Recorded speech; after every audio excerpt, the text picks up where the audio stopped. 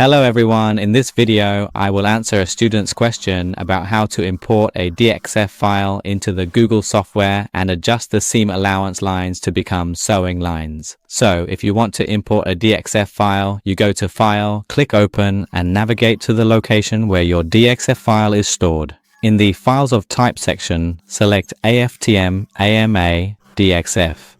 Then choose the DXF file that you want to import into the Google software. And then you click Open.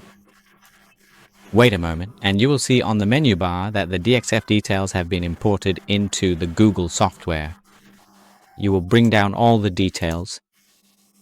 And if you leave it like this and adjust the lines in the Google software, the sewing lines won't adjust accordingly. And that's how it is.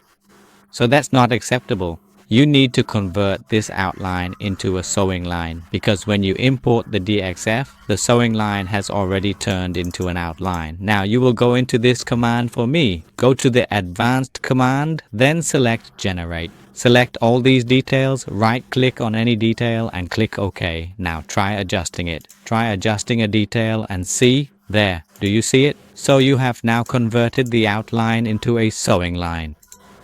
And when you adjust the outer line, the inner line will adjust accordingly. That way, everything will be just fine. If you find my video helpful, please subscribe to support Dinh Duy Cuong's channel. Goodbye, everyone.